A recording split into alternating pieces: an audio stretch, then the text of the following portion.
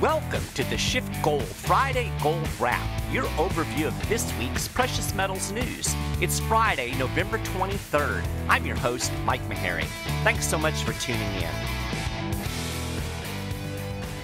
Well, a happy Black Friday to you. I hope you are not caught in massive traffic jams or being bludgeoned by crowds of angry shoppers today.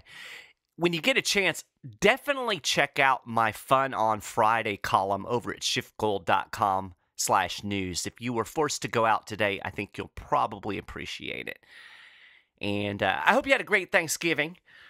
My family is actually celebrating Thanksgiving today, so I'm pre-recording this week's Friday Gold Wrap on Thursday. So you guys are probably either gorging yourselves or getting ready to enjoy a turkey feast. I'm working, but tomorrow is my payoff, and we'll do our Thanksgiving celebration tomorrow. So, since this is a holiday week, I thought I would do something a little bit different. We're not going to have an overview of this week's precious metals news, but you can go over to SchiffGold.com/news and check out our blog. There are a number of articles there that will kind of give you an overview of some things that are going on this week. And today I'm going to share a story of the Pilgrims with you guys, a story that most Americans don't know. And it's about how socialism nearly wiped out the Pilgrim settlers and how embracing the principles of private property and, well, in effect, capitalism saved them. This is just a basic practical lesson in economics.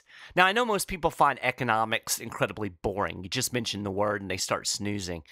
And as a result, most people don't bother to learn even basic economics.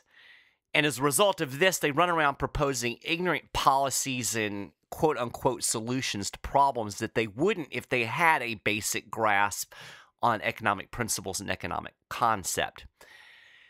I think most people's eyes glaze over when you mention economics because they envision numbers and equations and charts, and we can blame this on our college Econ 101 classes that a lot of us had to take. That's pretty much how econ is taught. Now, numbers are certainly part of the equation, pun intended, but equations aren't really the basis of economics. Economics is about human behavior. It's about human action. Economists basically study how people act and behave. It's about priorities, incentives, and fundamentally, it's about allocating resources in a world of scarce resources. Now, the experience of the Pilgrims is the perfect object lesson in economic realities. It reveals exactly why you can't trade in feel-good notions for sound economic reasoning. The real world is ruthless. It doesn't care how you feel. It doesn't care what sounds good or what sounds noble or what sounds pure. All the feel-good dreams of lollipops, unicorns, and rainbows shatter against the hard wall of economic reality. And the Pilgrims learned this the hard way. Now, as you probably learned in your elementary history classes, the Pilgrims arrived in Massachusetts on November 11th, 1620. Now, before they went ashore, they decided that they needed some kind of governing document. As William Bradford described, this day, before we came to harbor, observing some not well affected to unity and concord, but gave some appearance of faction, it was thought good there should be an association and agreement, that we should combine together in one body, and to submit to such government and governors as we should by common consent agree to make and choose, and set our hands to this that follows word for word. And thus we have what we know today as the Mayflower Compact.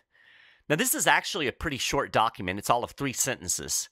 And in effect, it established a pure democracy.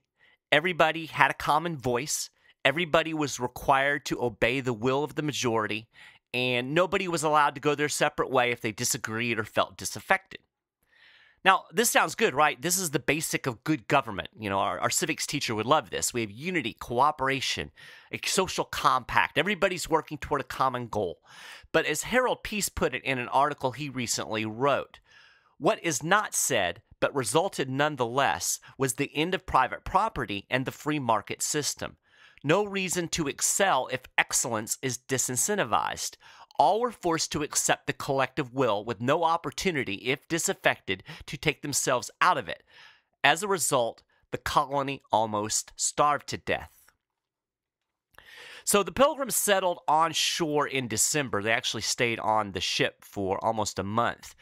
And the conditions were miserable, as you can imagine Massachusetts would be in December. As William Bradford described it in his journal, that which was most sad and lamentable was that in 2 or 3 months' time, half of their company died, especially in January and February, being the depth of winter.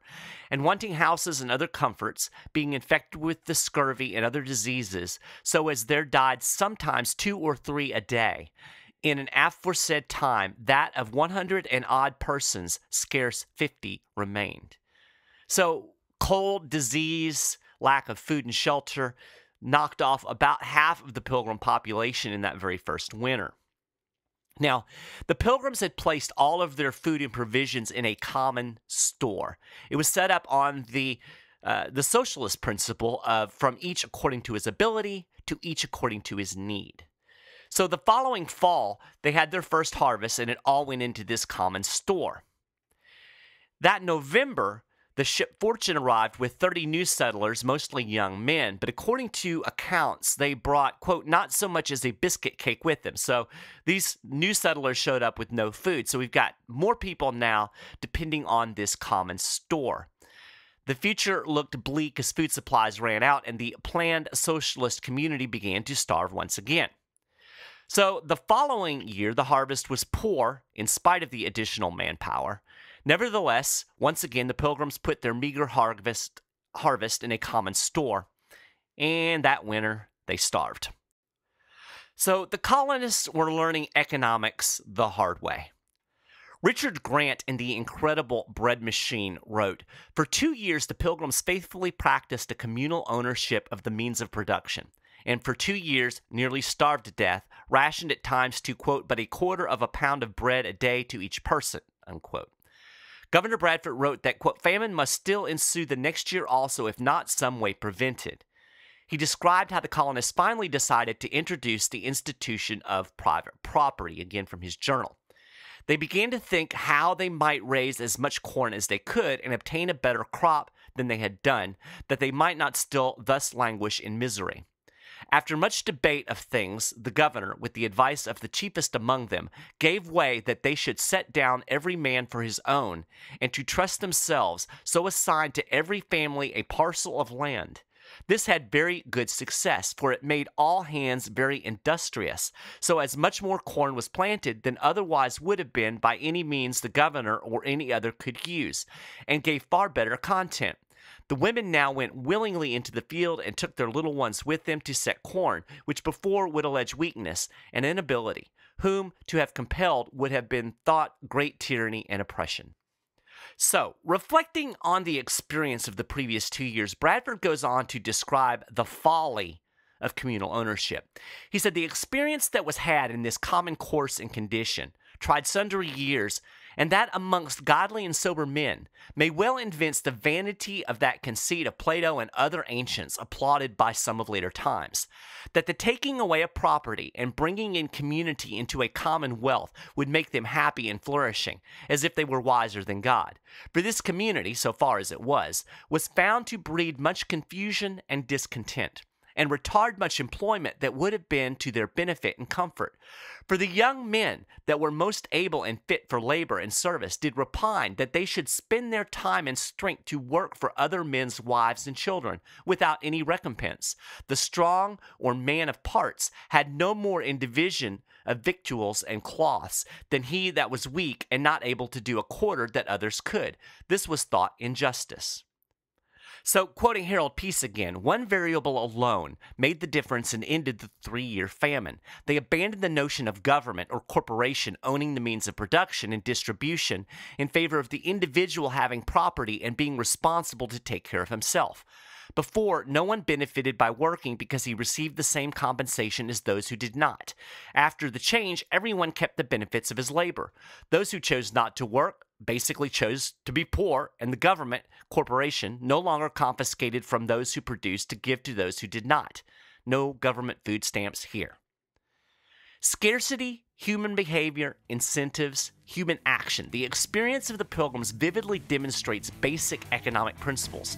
Their good intentions could not overpower the cold, hard realities of economic principles. They never have, and they never will. Well, that's a gold wrap for this week. You can keep up with all of the latest precious metals news and analysis throughout the week at SchiffGold.com/news.